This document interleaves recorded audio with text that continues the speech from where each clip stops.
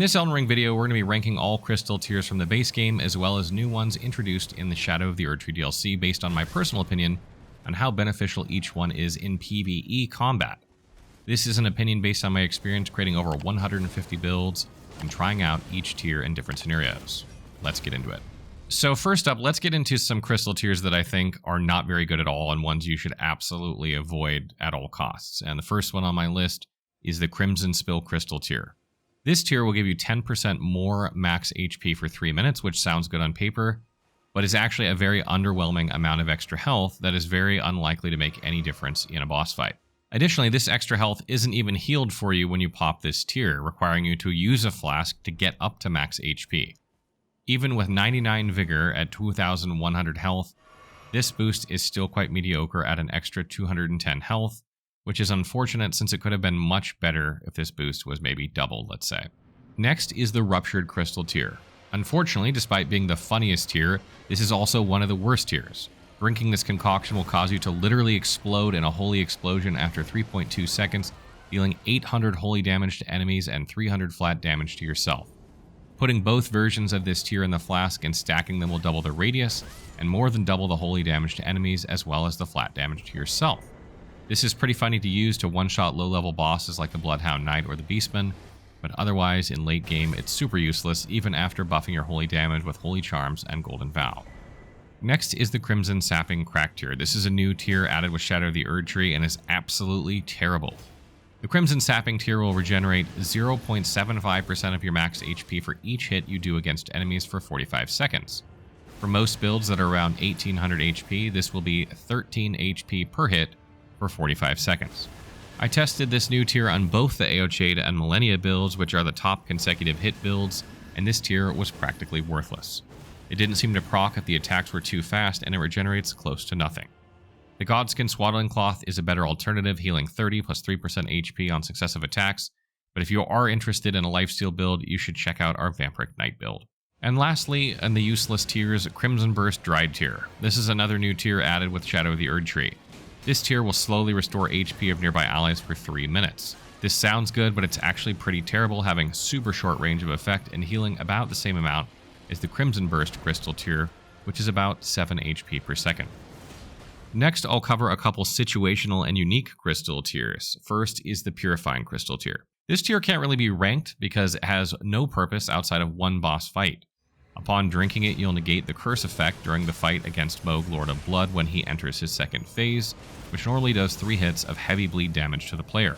You can use it before the boss fight since it lasts indefinitely, but it won't work on any other bleed spells he does or anything else in the game. That being said, it's really good against Mohg since you can one-shot him with some builds by attacking him during the curse effect.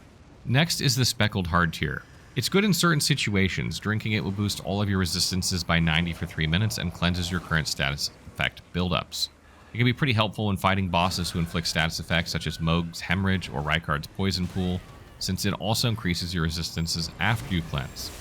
However, these bosses are few and far between, and there are items that can cleanse statuses as well, which can save you this slot. And finally, another situationally unique tier is the Twiggy Tier. This tier lasts a whole 3 minutes upon drinking it and will save your runes from being lost on death. This has its use if you're saving your runes to use after a boss fight and need some practice. Since it lasts a whole 3 minutes, this can give you a lot of time to learn a boss fight at the beginning without losing your runes. However, it's worth noting this won't work if you get Death Blighted, but you can also use it sometimes during exploration, for instance, if you're deciding whether to jump off something and you're not sure whether it's going to kill you or not. Next, we come to the C-tier crystal tiers. First is the Cerulean Crystal Tier. This is an early game tier that will regenerate half of your total FP. There are 2 copies of this found from Erdtree avatars, so you can stack them to get a complete FP restore when using it. And this is good early when you don't have a lot of flasks. Also, it does have a use if you have very high mind. That would require you to drink 2 Cerulean flasks. You would only have to drink this 1 instead, but it's mediocre compared to other tiers. The Crimson Crystal Tier has the same situation with 2 copies of it that you can find and equip simultaneously to fully restore your HP, and really the only use is that if it would take you more flasks to restore your health. The Crimson Burst Dried Tier will heal you for 7 HP per second for 3 minutes, giving you a total of 1,260 HP healed over this time. This heals more than a fully upgraded Crimson Flask and doesn't need to be used in the middle of the boss fight, which makes it somewhat valuable. However, It's still a really slow heal and won't heal a full health bar in the end game. Next are the not tiers. These 4 tiers are quite mediocre. There are 4 different types that will boost your strength, dexterity, intelligence, or faith for 10 for 3 minutes. This is basically giving you up to 20 extra levels, which can give you a decent damage boost in the early game. However, once you get to the soft caps and damage from stats, these tiers become pretty useless, maybe giving you 10 extra damage. This will also not allow you to go past 99 in any stat. And then lastly, the lead and hard tier, which is unfortunately a mediocre tier. The concept is good as a poise buff that prevents stagger from certain damage levels, but it lasts a measly 10 seconds, making it basically worthless. You can use it for 2 or maybe 3 Ashes of War uses without staggering, but that's it, and many attacks can still go through the armor if you aren't running a super high poise build. Next we come to B-level crystal tiers, and the first is the Crimson Bubble tier. This will restore 30% of your max HP when you fall below 21% max health, which can save you in a pinch when you are left at a slither of HP while fighting a boss. You can pop this whenever you want at the beginning of a fight since it has a 3-minute duration, but it won't outright save you from death and will only work if a hit takes you from somewhere between 0.1% to 21% of your max health. If a hit should kill you, it won't heal you, you will die. Next is the Crimson Horror Bubble tier. It's good but very situational. This is more of a PvP tier since it basically renders you immune to all elemental attacks, healing you for 5% of your max health when hit for 15 seconds. This is great for Renala since this tier allows you to literally face tank Comet Azure and all her magic spells for 15 seconds, and also works against any other bosses that do elemental damage, like a certain boss in the DLC with a huge AoE fire attack in the second phase. However, physical damage is not regenerated at all, and its low duration makes it only viable in specific situations. It's basically a get out of jail free card for any elemental attack you don't know how to dodge in a boss fight. Next is the Green Spill Crystal tier. This will give you plus 15% max stamina for 3 minutes, lasting a whole boss fight, and it's pretty noticeable. It can also stack with the Viridian Amber Medallion to give even more max stamina, which is worthwhile for basically any build. Next is the Opaline Bubble tier. This crystal tier is good, mainly for low-level runs and very squishy builds. This buff will last 3 minutes, giving you a one-time 90% damage negation the next time you get hit by anything. This can block quite literally anything, like Millennia's Scarlet Aeonia or Radahn's Comet move. However, since it's only for one hit, it can't really place higher than a B tier since it's just too situational. Next we come to the Viridian Hidden tier. This is a new tier from Shadow of the Erdtree. It's basically the same as the Cerulean Hidden tier, except it removes stamina consumption costs for 15 seconds, which can also be paired with the Cerulean Hidden tier for infinite Ashes of War for 10 seconds. Unfortunately though, not many spells or Ashes of War are big stamina consumers, and there aren't really any Ashes of War that you can infinitely cast with unlimited stamina that are a good match. The new Dance of Renna's swords are a contender, but don't actually need too much stamina since the consumption is low anyways, and you'd likely be staggered out of the animation before you can spend your entire stamina bar anyhow. This tier could be somewhat useful for a shield spear poke build, and is also useful for spamming greatsword attacks with high poise against bosses. Next is the Cerulean Sapping tier, which is also a new tier from Shadow of the Erdtree. This tier lasts for 45 seconds and regenerates a generous 5 FP per hit, which also works with melee Ashes of War.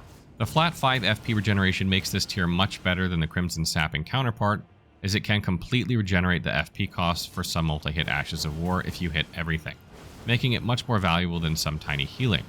Do note that both of these won't work for ranged attacks though. Next is the Glovewort Crystal tier, which is another new tier from the DLC. This tier will boost your Spirit Ashes overall damage by 7.5% for 3 minutes, which is good enough to be useful for any build specializing in Spirit Ashes, but is still quite underwhelming. You can stack this with Rallying Standard to get around a 29% spirit damage boost, which is a very nice overall damage boost. The effect will activate whether you drink it before or after summoning, so drink it before entering boss arenas, then use Rallying Standard after summoning. Next we come to A-level crystal tiers. First is the Opaline Hard tier, which you'll see in a lot of our Shadow of the Erdtree builds. This increases all damage negation types by 15% for 3 minutes. This is very good since it can stack with other talismans to give you more damage negation, and can go very far with other items and armor. However, damage negation is multiplicative, so stacking won't work super well with this tier if you're already using a lot of other damage negation items. Next are the Shrouding Crack tiers. These are simply fantastic. There are 4 variants: Magic, Lightning, Flame, and Holy. Each will boost your damage output for that element by 20% and will also stack with any Scorpion Charms or other items to give an even greater boost. The Magic one is definitely the best one since there are so many damage sources for Magic, like spells, incantations, weapon infusions, ice attacks, and gravity attacks. I usually have one of these in most of my builds, but they are pretty situational. And next we come to the Oil Soak tier, which is another fantastic new tier from Shadow of the Erdtree, which is phenomenal for fire builds. This tier will coat nearby enemies in oil for 1 minute, increasing the fire damage dealt to them by 20%.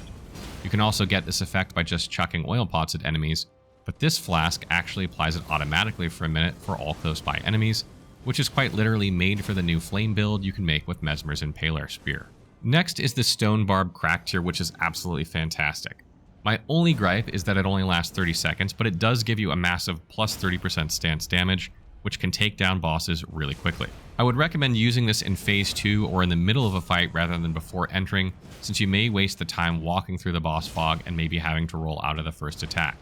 Also, if you have a high poise build, you can just tank hits and use this. Next is the Spiked Crack tier. This one is very good. It has a 3-minute buff that will boost your charged attack damage by about 15%, which is good for quite a few builds using heavy weapons. You can also stack this with the Axe Talisman to get around a 25% increase in charged attack damage. Unfortunately, it doesn't work on charged sorceries or incantations, as well as any Ashes of War, but is still good overall. Next is the Wing tier, which is both fantastic and underrated.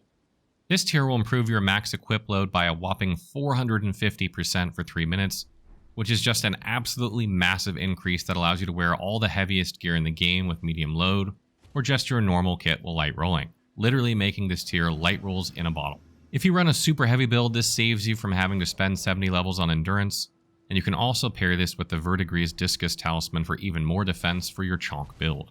Next is the Windy tier, which is another good one. This tier enhances dodge rolling for 3 minutes, making timing much more forgiving. Light and medium rolls will have a longer invulnerability duration of 19%, and heavy rolls will have 25%. These correlate to 5 and 6 extra iframes respectively at 60 FPS, which is quite noticeable and can almost feel like cheating. However, this tier will also reduce your damage negation by 15%, so you will be taking more damage in exchange. Next is the Deflecting Hard tier, which is another Shadow of the Erdtree edition. This is a very interesting tier, being one of the only tiers that can actually completely change your playstyle. This tier will enhance your Spontaneous Guard, which basically means you take no physical damage, block 75% of elemental damage, and decrease stamina damage by 65% when you guard at the exact time that an enemy hits you. This tier basically turns the game into Sekiro, and it's amazing for the fun factor. Additionally, this tier actually has a mechanic hidden in its description where it buffs guard counters to insane levels. The way it works is a bit complex, but I'll give a basic rundown for most loadouts. Successfully guarding will give you 1 hidden stack, which will give you 20% extra damage on your guard counters for 5 seconds. You can stack this up 4 times for a huge 80% extra damage on a guard counter. From my testing, it seems that different loadouts will behave differently, with some 2-handed variants only giving up to 2 stacks. Additionally, some enemy attacks will give you 2 stacks when successfully guarded. Basically, all you really need to know is that you should be deflecting many times in succession for a huge damage boost to your guard counters. And then we come to the Bloodsucking Crack tier, which is another Shadow of the Erdtree edition. This tier will increase your overall damage by 20% for 3 minutes, which is incredibly noticeable on basically every build in the game. However, in exchange, you do lose a bit of health every second, roughly 25 depending on your max health. For a 2000 health character, this means you would completely run out of health in 80 seconds, making this a pretty risky tier. It's great for rushing down bosses with high output builds, but is definitely not good for bosses when you're playing patiently and not with pure aggression. And finally, we come to the S category of crystal tiers. First is the Green Burst Crystal Tear. This is my personal favorite tier, and you will probably find this in the vast majority of my builds. This will increase stamina regeneration by 15 per second for 3 minutes. This is extremely noticeable in boss fights, and is much better than the Green Spill tier, and can stack with Green Turtle Talisman or Two-Headed Turtle Talisman for even more regen, my personal go-to setup. This basically works well for any build there is, because you simply cannot have enough stamina regeneration in combat. Next is the Thorny Crack tier, which is also fantastic. This is another 3-minute buff that will make your consecutive attacks grow stronger from 9 to 13 to 20% with a maximum of 1.5 seconds between attacks. A lot of Ashes of War and builds in this game do a lot of hits at once in a short time frame, and they usually use Rottenwing Sword Insignia for bonus consecutive damage. This tier actually stacks with Rottenwing Sword Insignia, which can lead to some ridiculous damage in the right builds. However, it won't work on any sorceries or incantations. And lastly, we come to the Cerulean Hidden tier. This one is also really good. It's so good that it got nerfed from 15 to 10 seconds, but it's still one of the best tiers in the game. Mages have multiple spells that they can just hold down for massive damage with this tier, like Comet Azure or Meteorite of Astel, and even some incantations like Unendurable Frenzy can be cast for longer. It's also good for spells and incantations in general, since you can just dish out massive damage to a boss without having to pause for a drink in between spells, and works fantastically with a lot of Dragon Breath spells as well. So that wraps up our video ranking all the crystal tiers in Elden Ring and Shadow of the Erdtree, including all the new ones. What do you guys make of this list? Do you agree with most of the ones on here? Am I off on some of them? What are your personal favorite crystal tiers for your setup? And what are some that you think can be used in just about any build? Let me know in the comments below.